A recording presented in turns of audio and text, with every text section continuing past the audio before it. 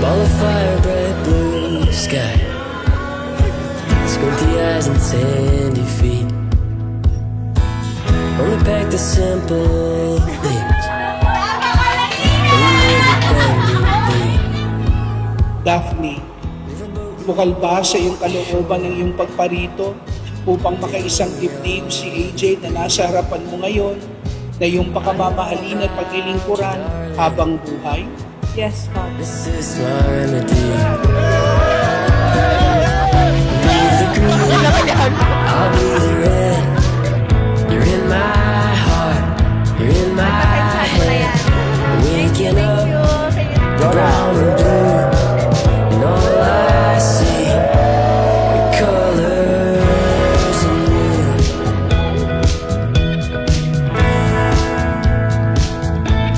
The colors in you.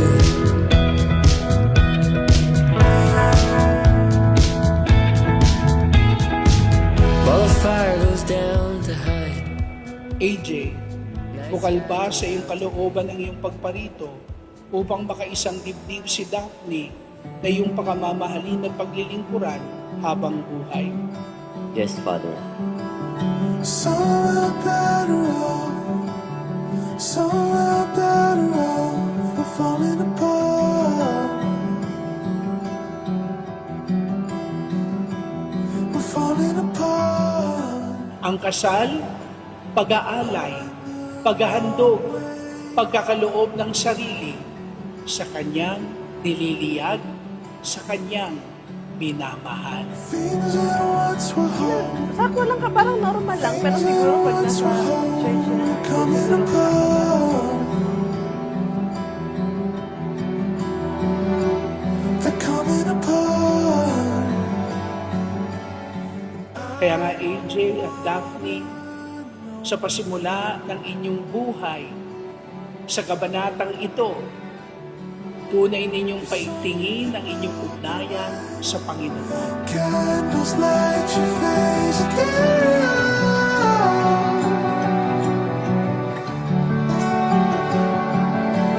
There's something about the way dawn and light your face again.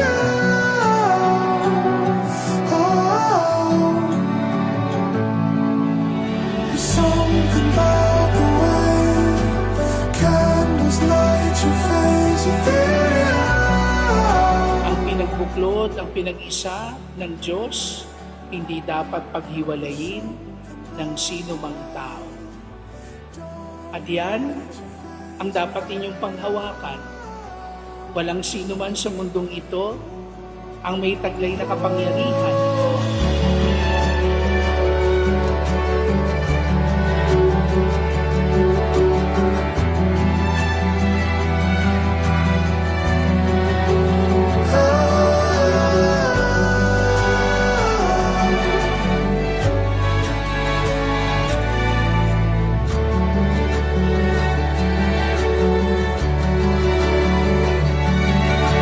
There's something about the way candles light your face again.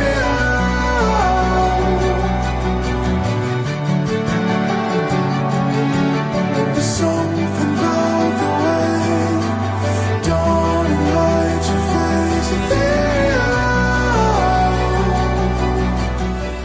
Daphne, sumasang-ayon ka ba na maging asawa si AJ na nasa harapan mo ngayon, alinsunod sa batas at mga alituntunin ng ating banal na simbahan?